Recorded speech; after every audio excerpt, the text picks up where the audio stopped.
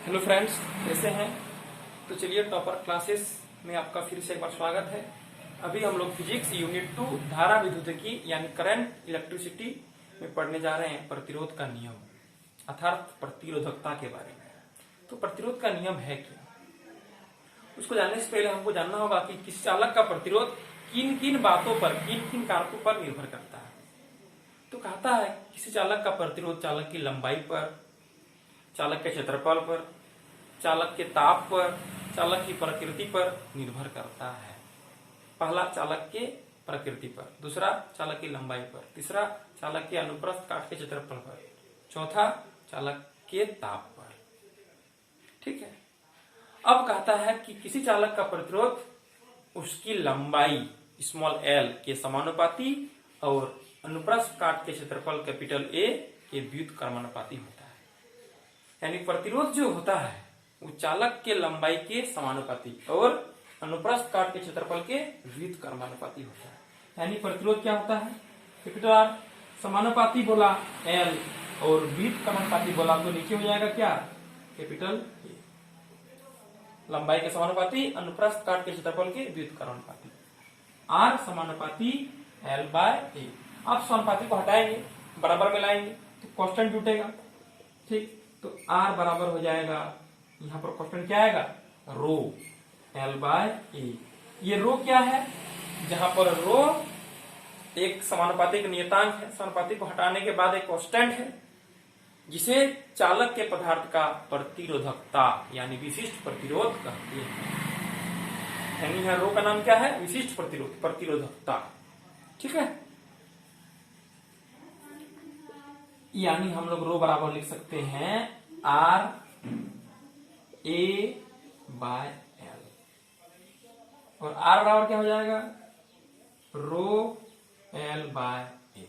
ठीक है, यही प्रतिरोध का नियम है।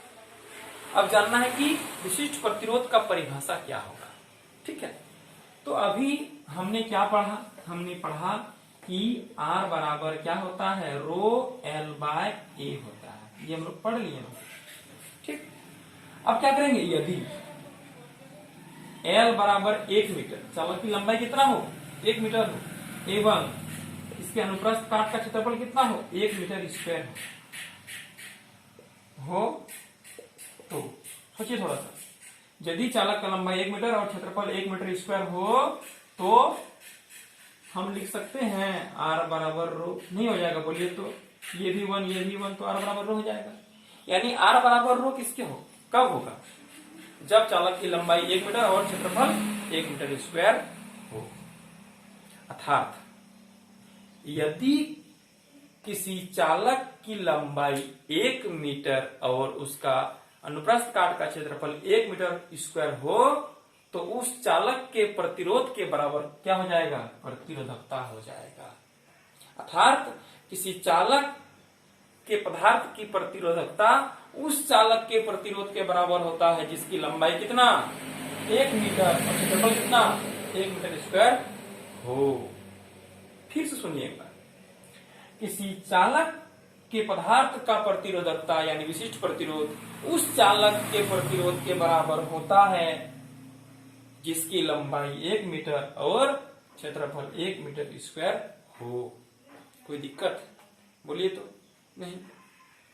यानी पहले हमको जानना है कि प्रतिरोध का नियम क्या है। प्रतिरोध कहता है चालक की लंबाई का समानुपाती और चालक के अनुप्रस्थ काट के क्षेत्रफल का व्युत्क्रमानुपाती होता है। कौन, प्रतिरोध। यानी आर समानुपाती एल बाय ए, समानुपाती को हटाएंगे, रो आएगा, रो का नाम क्या है, चालक के पदार्थ का विशिष्ट प्रतिरोध। ठीक, अर्थात चालक के पदार्थ का विशिष्ट प्रतिरोध उसी चालक के प्रतिरोध का बराबर होगा, लेकिन उसका लंबाई और क्षेत्रफल कितना होना चाहिए, 1 होना चाहिए। लंबाई 1 मीटर, क्षेत्रफल 1 मीटर स्क्वायर, तो प्रतिरोध और प्रतिरोधकता दोनों बराबर हो जाएगा। ठीक है, मिलते हैं आने वाले वीडियो में।